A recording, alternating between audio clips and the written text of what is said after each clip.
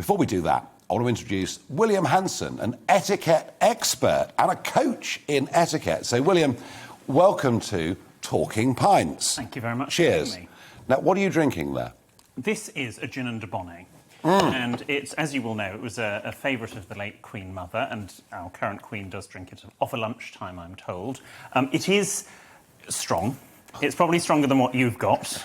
As you know, debonnaise is a fortified red wine, so yes. It's almost like a lighter port. And then you mix. There's nothing to dilute it other than ice, and then you add it with gin. It's not what I would recommend to people if they've never had a drink before. No. It's fairly strong, and one is quite frankly enough. Now, etiquette, the word etiquette. I grew up playing golf. Okay. And in golf, the etiquette of golf was considered a very important thing. And it was kind of drilled into us from a young age. Yeah. And that was all about when to speak, when not to speak, where to stand, not to put anybody else off, to behave in a sportsmanlike way. And it was, I suppose, like kind of a social code, a set of rules, and anybody that went wildly outside of that was, you know, pretty much looked down upon and not considered the sort of person that you want to spend a Saturday morning playing golf with. So I was used to the word etiquette, but it's not a word that is used very much in general parlance. Where does it come from?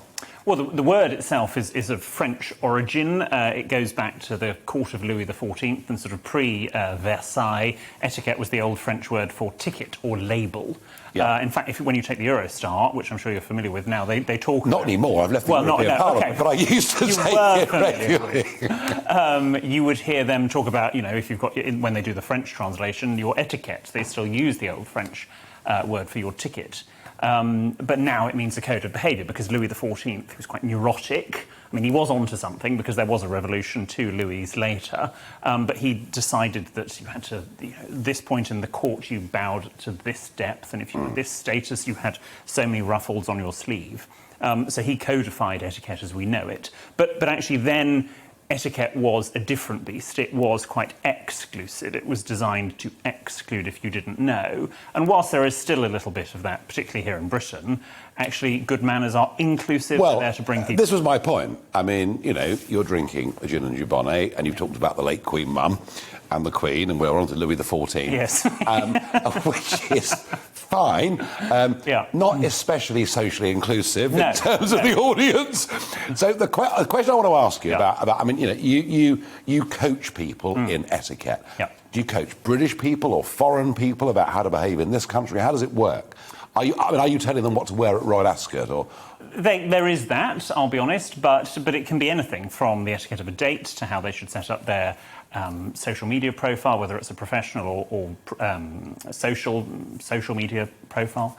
I do a podcast called Help I Sexted My Boss, which is deliberately targeted at a younger audience who may not want to hear about Louis XIV or know sort of how to dress at Royal Ascot, but are wanting to sort of know, oh, hang on, I did accidentally send something naughty to my boss. It was meant for someone else.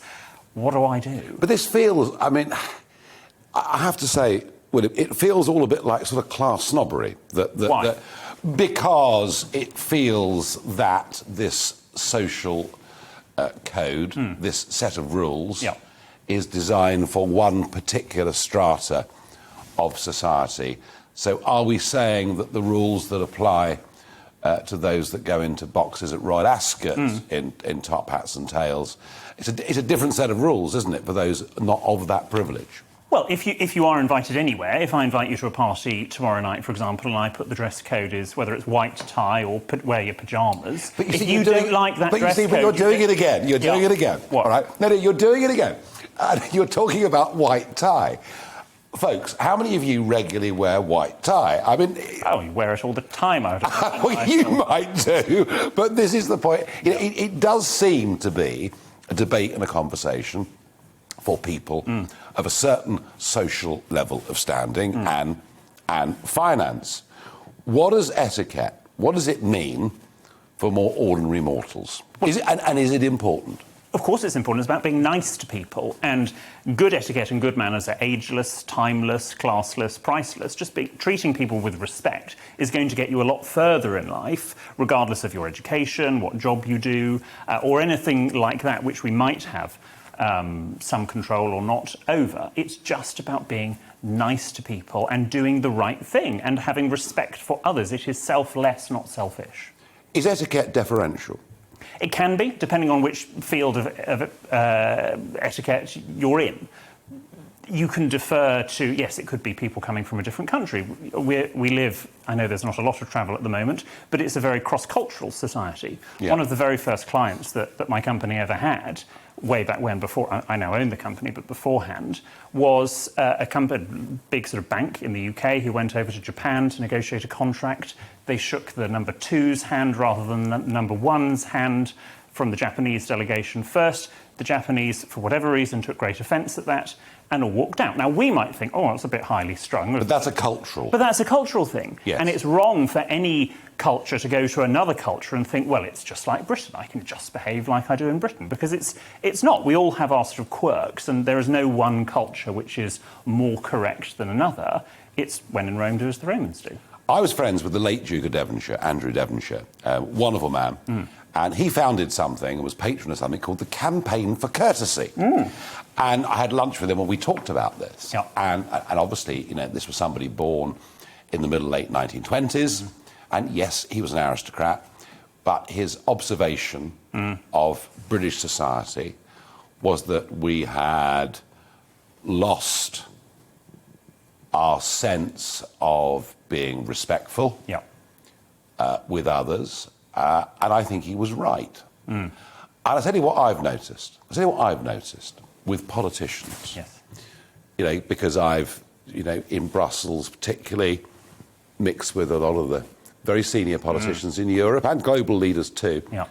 And I've seen a bit of it in this country. It's very interesting. Those that have risen up the ranks, whether it's professionally in politics, whether it's financially, people who've made from nothing a lot of money.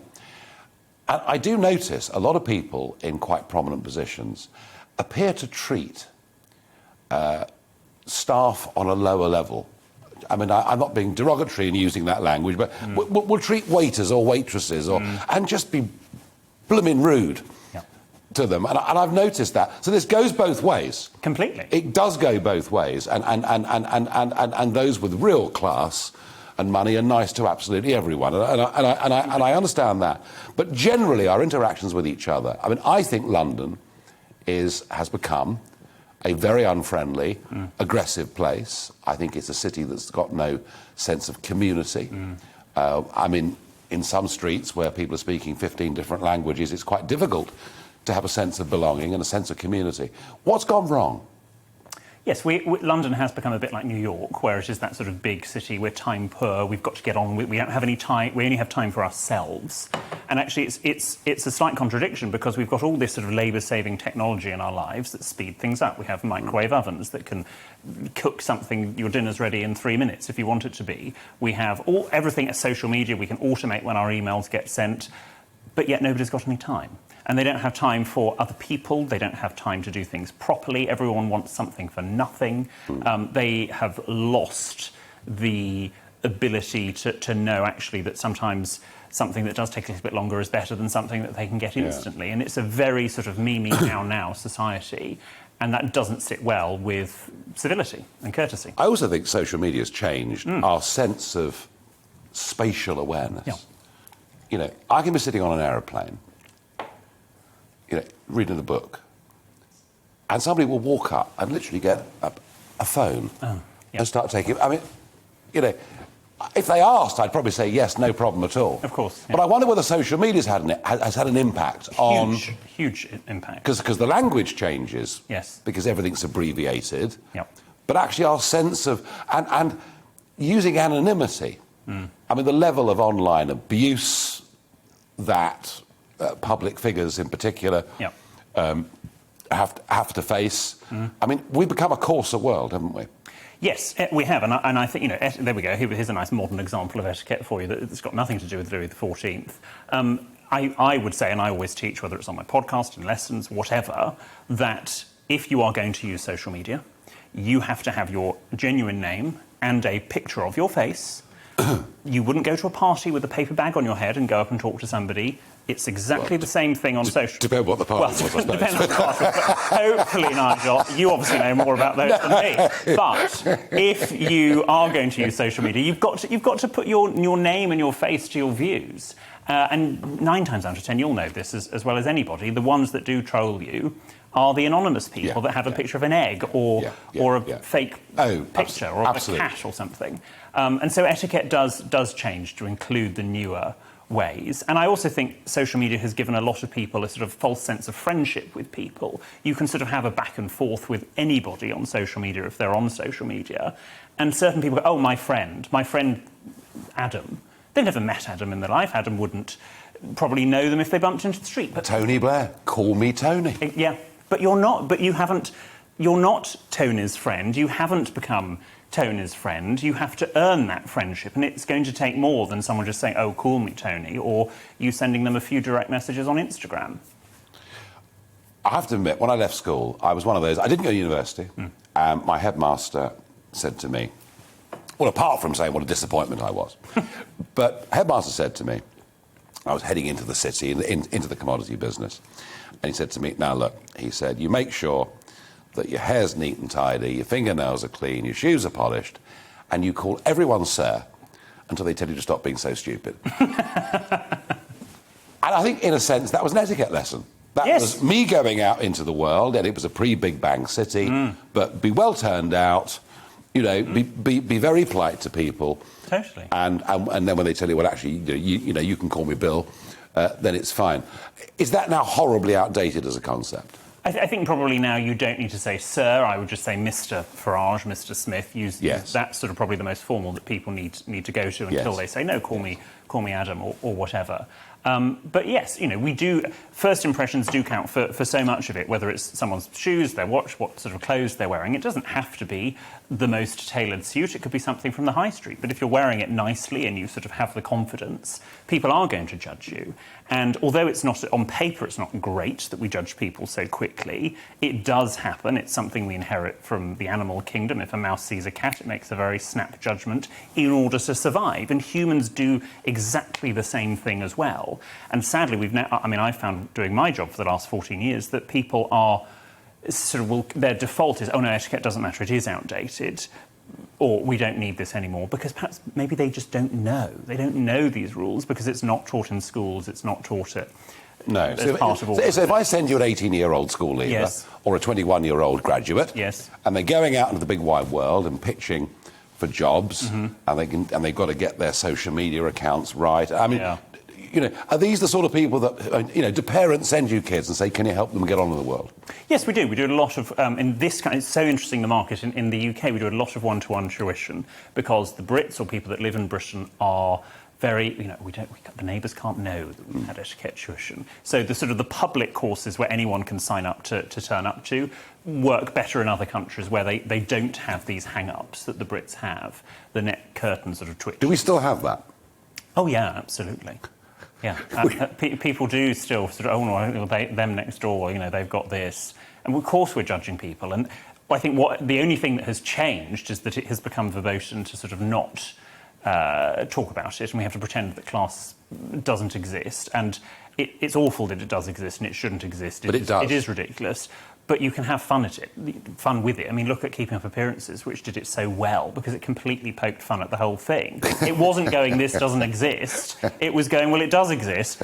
We might as well just have a laugh about it. Which was done very effectively. Very effectively. So you've made a living out of this. This is your career. Yes, I know. People think that sort of, you know, I've got some sort of other job, but, you know, HMRC seem to accept it just about. Getting insurance is interesting because nothing comes up when you type in what your job is. And you appear on daytime television programmes and... Well, yeah, I mean, look, the media side of things is just the sort of the fun bit, but, you know, there is a serious job behind it, whether it's working with royal households or businesses or individuals or teaching... I mean, I remember actually my favourite day at work years ago. In the morning I was teaching a group of 5-year-olds, literally very basic, you know, fork in this hand, knife in that hand, wipe your mouth, please may leave the table.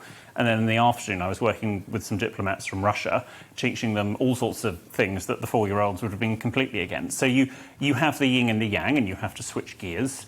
quite a lot between, OK, we're out of teaching 4-year-olds and now teaching Russian diplomats, which at times might be the same sort of concept, but generally was a different discipline. Yeah. So there's a lot of variety. Should we, post-COVID, be shaking hands or not?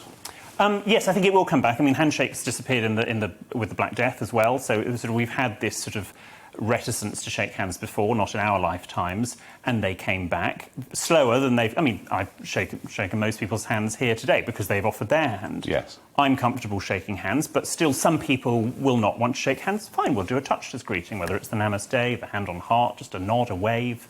And I think what we now need to do sort of between now and maybe Christmas or whenever COVID sort of is sort of in the rearview mirror as much as it will be, is just be a slightly more proactive and on our guard when we meet new people. Are they going to want a handshake? Are they going to want a wave or something contactless? Tough judgment, that, though, isn't it? It is. So I would just say sort of hang back a beat, let them initiate. Right. Is that the big tip for the day? Yes. Just consider what would they like. Consider them, not you. Hopefully they should be considering you, right, and you're considering... Well, there we are. Well, that was etiquette advice in this pandemic, hopefully before too long, post-pandemic age, and I hope, having had William Hanson on Talking Pints, we'll all be a little bit politer and a little bit nicer.